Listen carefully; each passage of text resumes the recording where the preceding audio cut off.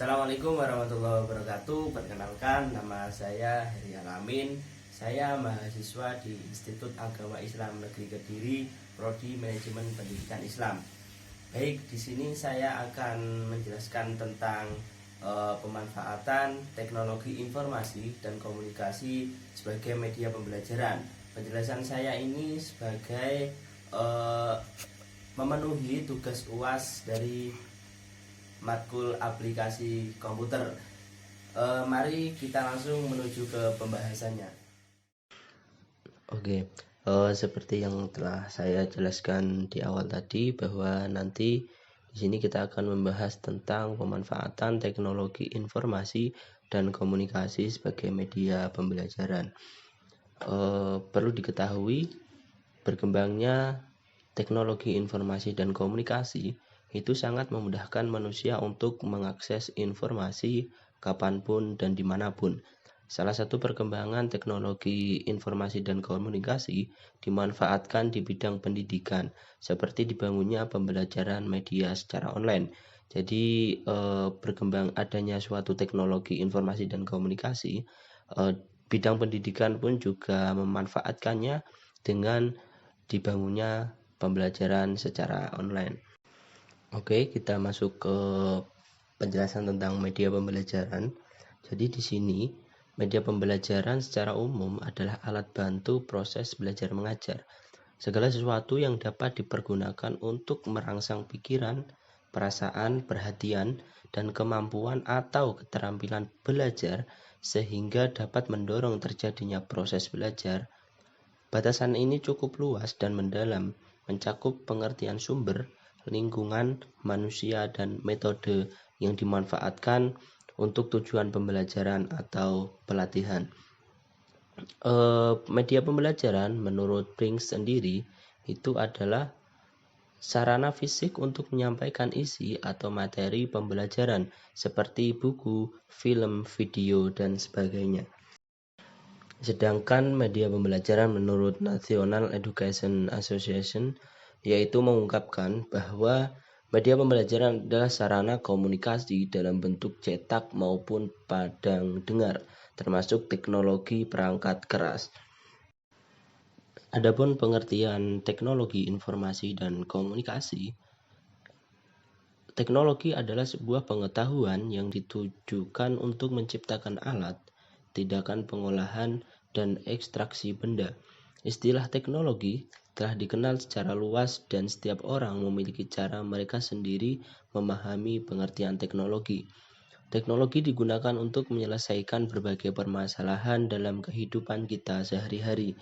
Secara singkat, kita bisa menggambarkan teknologi sebagai produk, proses, atau organisasi. Selain itu, teknologi digunakan untuk memperluas kemampuan kita dan yang membuat orang-orang sebagai bagian paling penting dari setiap sistem teknologi. Pengertian informasi. Sedangkan yang dimaksud dengan informasi yang sering disamakan dengan pengertian data. Data adalah suatu yang belum diolah dan belum dapat digunakan sebagai dasar yang kuat dalam mengambil suatu keputusan. Jadi pengertian informasi di sini disamakan dengan pengertian sebuah data. Apabila kita mendapatkan informasi apapun, itu belum bisa kita gunakan sebagai dasar yang kuat dalam mengambil suatu keputusan. Informasi tersebut harus tetap kita olah dan harus tetap kita dalami. Apakah itu bisa kita jadikan suatu keputusan yang tepat atau tidak.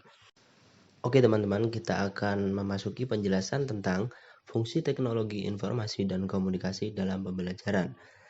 Teknologi informasi dan komunikasi memiliki 3 fungsi utama yang digunakan dalam kegiatan pembelajaran, yaitu teknologi berfungsi sebagai alat. Dalam hal ini, teknologi informasi dan komunikasi digunakan sebagai alat bantu bagi pengguna atau siswa untuk membantu pembelajaran, misalnya dalam mengolah kata, mengolah angka, membuat unsur grafis, membuat database, membuat program administratif untuk siswa, guru, dan staf, data kepegawaian, keuangan, dan sebagainya. Fungsi yang kedua yaitu teknologi berfungsi sebagai ilmu pengetahuan.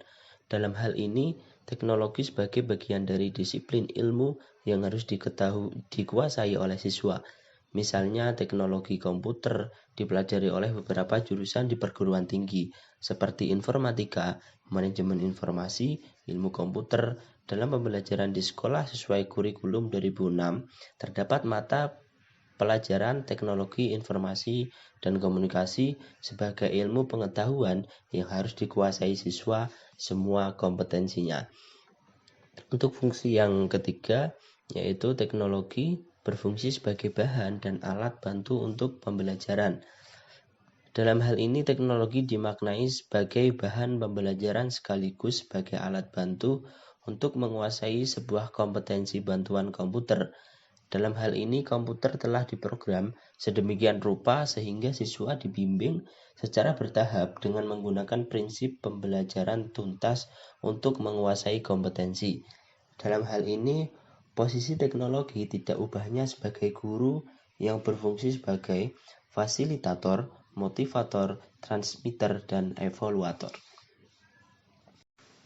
Oke, kita akan menjelaskan tentang teknologi informasi yang biasa digunakan untuk pembelajaran secara online. Jadi di sini kita akan menjelaskan tentang e-learning. E-learning yaitu singkatan dari electronic learning, merupakan suatu istilah populer dalam pembelajaran online berbasis internet dan intranet. Teknologi e-learning ini merupakan suatu teknologi yang dijembatani oleh teknologi internet, membutuhkan sebuah media untuk dapat menampilkan materi-materi kursus dan pertanyaan-pertanyaan, dan juga membutuhkan fasilitas komunikasi untuk dapat saling bertukar informasi antara peserta didik dengan pengajar. E-learning memungkinkan siswa atau mahasiswa untuk belajar tanpa harus secara fisik hadir di kelas. Peserta didik bisa saja berada di kota lain, sementara instruktur dan pelajaran yang diikuti berada di kota yang lainnya, bahkan di pulau ataupun di negara lain.